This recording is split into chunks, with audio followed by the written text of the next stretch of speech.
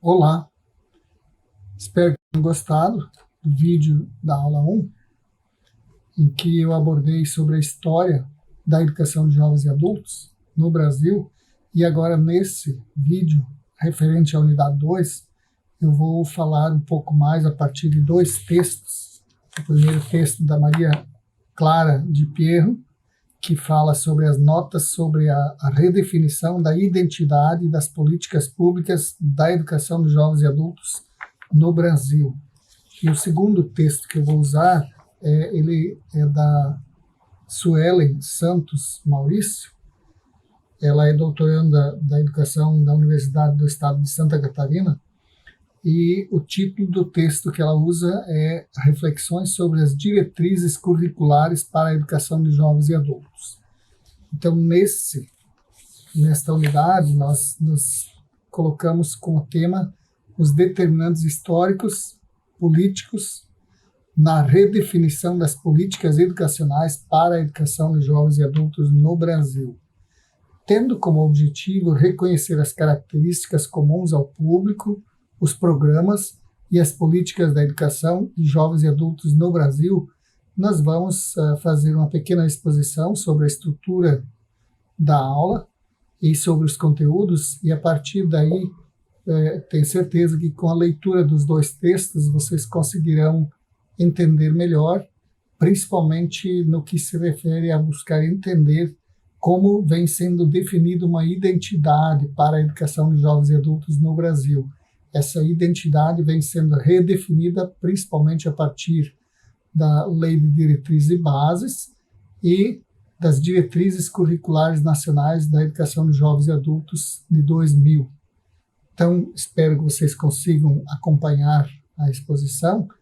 Então, o que as autoras abordam e alertam nos artigos? No primeiro artigo, Maria Clara de Pierro, ela vai identificar temas e processos emergentes no campo das políticas públicas de educação de jovens e adultos no Brasil, que começam a partir do final do século XX e início do século XXI, principalmente face aos direitos reconhecidos na legislação nacional e aos compromissos assumidos pelo Brasil em fóruns internacionais, alguns dos quais estão sendo revistos desses direitos que são reconhecidos. Já o segundo texto da Suelen Santos Maurício, onde ela trata o título Reflexões sobre as diretrizes curriculares, ela desenvolve reflexões acerca das diretrizes curriculares nacionais, DNC, para a educação de jovens e adultos no Brasil. Então, os embates na redefinição das concepções e paradigmas da educação na EJA, de acordo com de Pierre, ela aborda aqui inicialmente o processo de redefinição da identidade da educação de jovens e adultos, desencadeado pelo reconhecimento da diversidade sociocultural dos educandos, bem como pelo embate entre o paradigma entre o paradigma compensatório e o paradigma sobre a concepção de educação continuada ao longo da vida, bem como a ampliação do reconhecimento jurídico dos direitos dos jovens e adultos, a formação e da institucionalização na modalidade nas políticas de educação básica. Também ela aborda, nesse artigo, sobre a redefinição dos paradigmas da identidade na educação de jovens e adultos no contexto das reformas educacionais iniciadas principalmente no final do século XX, a partir principalmente dos anos 1995-96. Alguns desafios e embates a serem superados de acordo com de Pierro. A autora apresenta um movimento inconcluso na redefinição da identidade da educação de jovens e adultos no Brasil e alerta sobre desafios e impasses das políticas públicas para superar a posição marginal atribuída à EJA. Essa posição marginal no sentido de ser uma educação de menor valor, como foi muitas vezes visto como nós vimos inclusive no vídeo que eu gravei anteriormente. Então, essa posição marginal atribuída a ele nas políticas de educação de jovens e adultos na década de 1990 e que frustrou as expectativas porque ficou distante dos direitos proclamados na Constituição e na LDB. Também ela aborda sobre as metas compromissadas pelo Estado brasileiro, evidenciando que a cultura do direito à educação ao longo da vida não está ainda enraizada na cultura da sociedade e nem nas práticas e nas políticas dos governos, sejam eles a nível nacional, a nível estadual e a nível municipal. Então, além disso, ela discute ainda sobre a implementação das políticas públicas para a educação de jovens e adultos no Brasil. Ela diz que, ao final dos anos 1940, a implementação das primeiras políticas públicas nacionais de educação escolar para adultos se deu e disseminaram-se pelo território nacional acompanhadas pelas campanhas de alfabetização, isso a partir dos anos 1940. No início dos anos 60, os movimentos de educação e a cultura popular ligados a organizações sociais, principalmente a Igreja Católica e a governos, desenvolveram experiências de alfabetização de adultos orientadas a conscientizar os participantes de seus direitos, além disso, de analisar criticamente a realidade e nela intervir para transformar as estruturas sociais injustas da sociedade brasileira. A década de 70, de acordo com Di Piero, aconteceu um movimento muito importante, que é o chamado Movimento Brasileiro de Alfabetização, o MOBRAL, porém conduzido pelo regime militar, visando apenas a legitimação da doutrina do ensino supletivo. Como eu já coloquei na aula anterior também sobre isso um pouco. E o MOBRAL, então, incorporou as ricas contribuições, o MOBRAL não incorporou as ricas contribuições que os movimentos de educação popular e a cultura popular já haviam experimentado e desenvolvido uma série de experiências muito positivas durante a década de 1960, sob a liderança principalmente de educadores como Paulo Freire. Alguns desafios em prol da educação de jovens e adultos. Ao final, sugere Di Piero que os principais desafios a serem respondidos pelas políticas públicas no presente são os que emergem da agenda do diálogo e conflito entre movimento em prol da educação de jovens e adultos e os governos, tais como a articulação entre alfabetização e escolarização, as estratégias de financiamento público e colaboração entre as instâncias de governo, seja ela federal, estadual e municipal. E um outro desafio é a formação e profissionalização dos educadores. Essa formação e profissionalização dos educadores, eu vou desenvolver um pouco mais sobre essa temática a partir dos textos da unidade 3, em que nós vamos pensar e vamos refletir sobre a prática educativa na educação de jovens e adultos. O contexto social, econômico, político e cultural em que as mudanças são produzidas a partir dos anos 90. A autora, Maria Clara Di Piero, ela adota uma perspectiva crítica para mostrar o poder nas organizações complexas e no Estado. Ela procura realizar uma análise integrada e crítica para mostrar o poder das instituições internacionais, como as organizações internacionais, como o Banco Mundial e outros, e do Estado e os determinantes econômicos, sociais, políticos e culturais na formulação das políticas educativas, considerando os interesses da transnacionalização do capital no contexto da globalização, frente aos desafios para uma nova identidade política e pedagógica da educação de jovens e adultos, tendo em vista principalmente que, com o processo da globalização, retoma e toma força muito forte o discurso apenas da formação do adulto para enfrentar as exigências do trabalho, apenas no sentido de formar massa e formar mão de obra qualificada para as necessidades do capital. Nesse contexto é que se dá a redefinição do papel do Estado na regulação das políticas públicas, de acordo com Barroso, em que se prioriza a produção do capital em detrimento da formação cidadã e democrática e dos desafios de formação de pessoas enquanto sujeitos da aprendizagem, que é o grande desafio para a educação de adultos, no nosso entender, a ser enfrentado cada vez mais, e é isso principalmente que nós vamos abordar também sobre esses desafios na formação docente, para formar profissionais capazes de enfrentar essas questões na vida prática, no dia a dia, em sala de aula e nas nossas escolas. Então, a focalização da política da educação básica, a autora traz algumas discussões muito interessantes em torno da implantação primeiro do Fundef e depois do Fundeb. E ela coloca algumas questões bem pertinentes com relação ao que o Fundeb representa, principalmente no sentido de garantir o financiamento à educação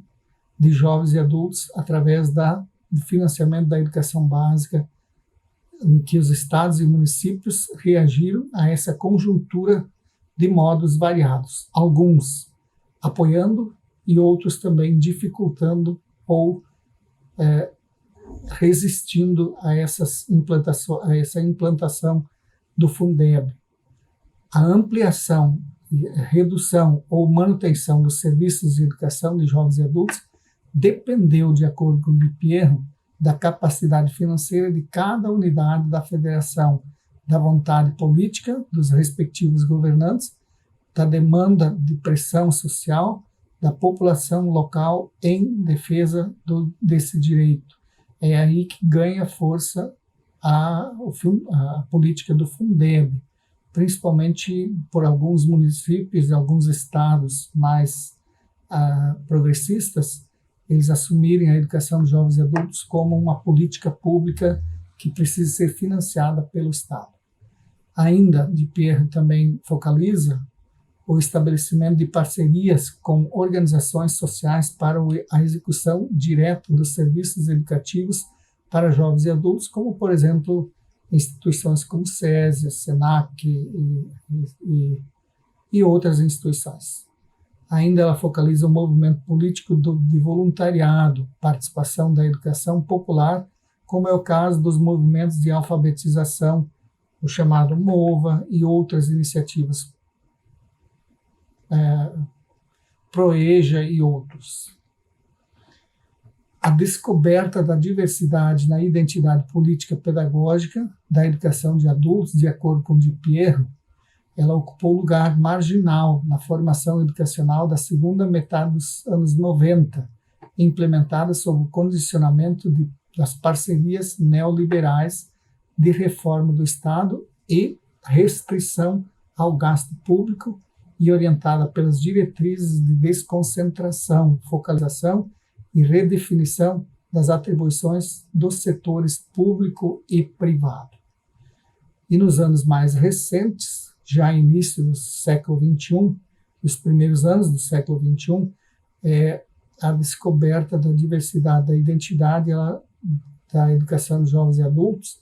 ela ganha força nos movimentos que reivindicam o reconhecimento político e cultural das identidades sociais singulares, como, por exemplo, a valorização da mulher, do negro, jovens, indígenas, dos sem-terras e outros, ao lado da difusão do pensamento de autores orientados ao interculturalismo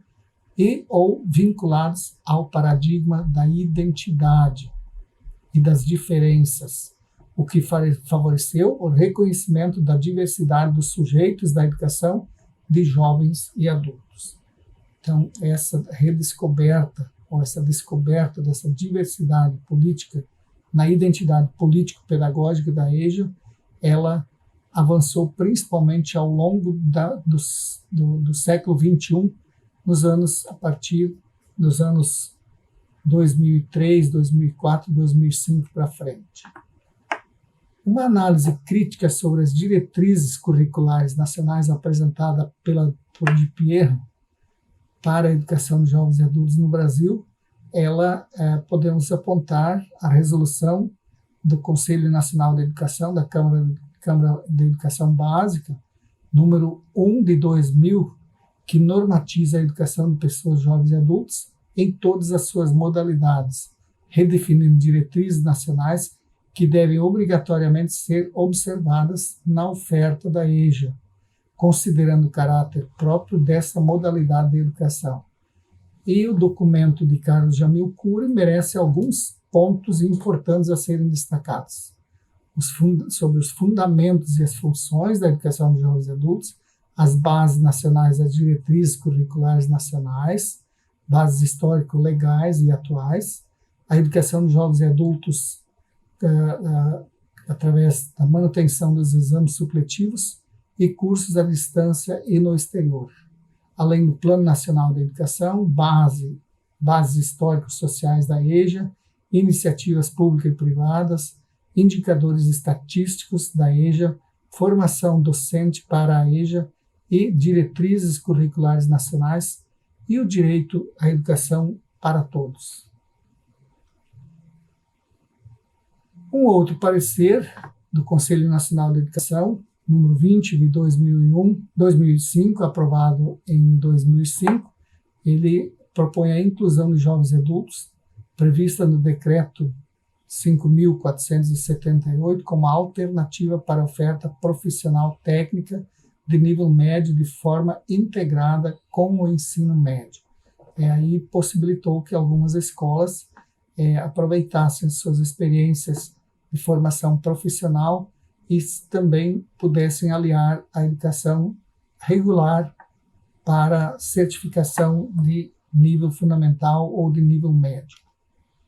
Ainda o parecer número 23, de 2008, que ela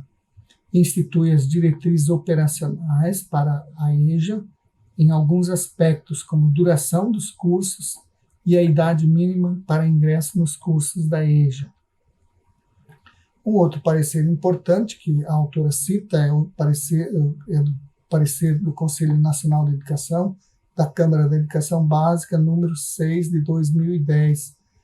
que faz um reexame do parecer 23 de 2008 e institui as diretrizes operacionais, em que alguns aspectos são principalmente enfocados à duração dos cursos e a idade mínima para os cursos da EJA, a idade mínima e certificação nos exames da EJA e a educação de jovens e adultos desenvolvida por meio da educação à distância. É nesse contexto que surge o Enseja também. Há uma centralização e uma descentralização da responsabilidade governamental entre a União, estados e municípios.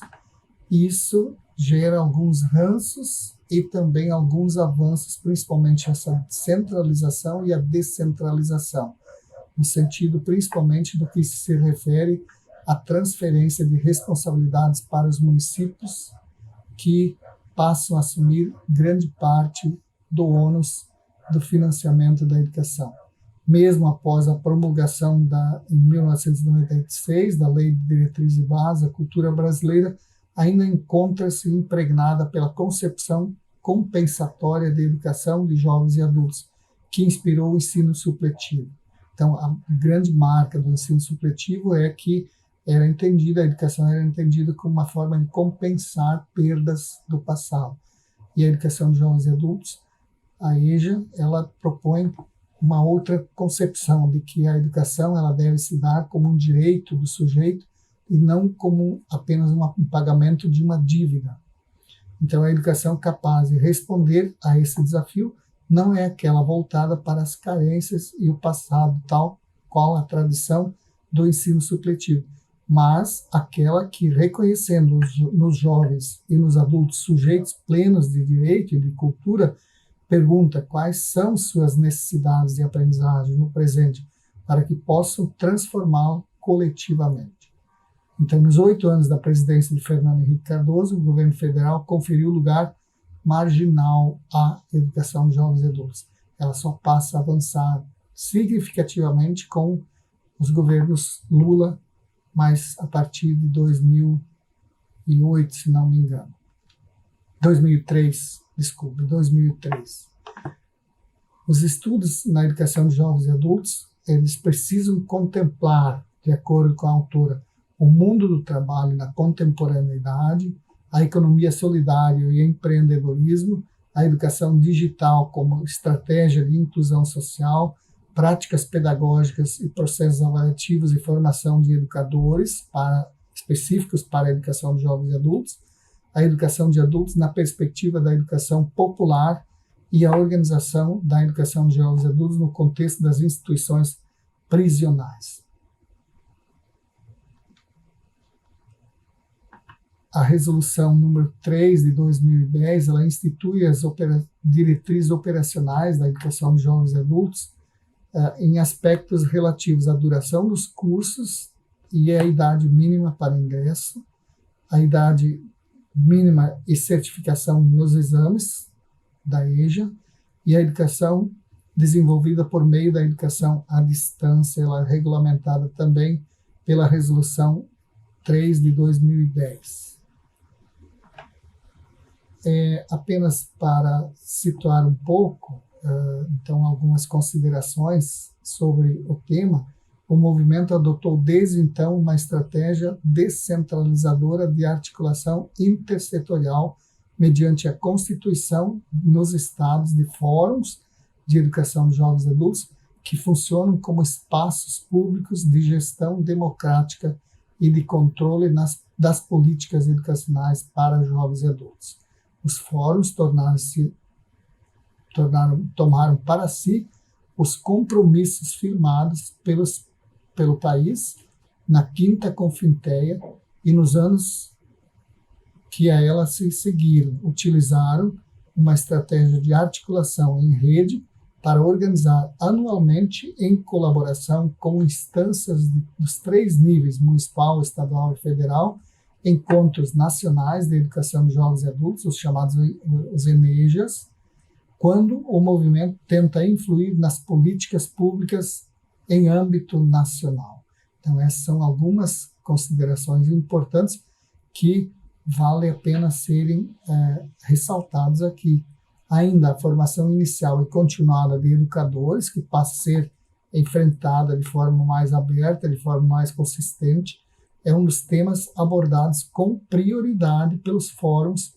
que, convencidos de que a educação de jovens e adultos guarda especificidades relacionadas às identidades e características sociais, psicológicas e culturais dos sujeitos de aprendizagem. Há uma longa data, elas reivindicam espaços e processos próprios de qualificação dos profissionais que atuam na educação de jovens e adultos. Portanto, muitos cursos, inclusive, hoje, o próprio curso de pedagogia da UEMS, até pouco tempo atrás, não tínhamos essa disciplina no curso. Então, os cursos, tanto os cursos de pedagogia como outros cursos de licenciatura, passam a abordar e passam a inserir disciplinas específicas sobre políticas, sobre metodologias e sobre práticas pedagógicas com jovens e adultos, o que é altamente positivo, porque traz para a academia a discussão de um tema tão relevante e que pouco tem sido feito no sentido de enfrentar essa questão. Então, ainda sobre algumas articulações intersetoriais, a agenda de diálogo, a reivindicação e conflito dos fóruns com os governos exprime, assim, em grande medida, os principais desafios da política de educação de jovens e adultos na atualidade. Esse é o tema da aula da unidade 2, que eu espero que vocês aprofundem muito mais, consigam, a partir dessa minha rápida exposição, consigam agora ler os 2 textos, aproveite esses textos, interprete esses textos e elaborem as atividades fundamentadas nos textos e nas minhas explicações aqui, que com certeza ajudará muito mais a vocês se organizarem, a compreender e aprofundar matemática tão importante e tão desafiadora. Espero que tenha sido claro, embora curto o tempo do vídeo, mas é isso que dá para fazer. Um grande abraço. Estas são as bibliografias que eu uso principalmente para o desenvolvimento desta unidade 2. Leiam, aproveitem e estudem. Grande abraço a todos vocês.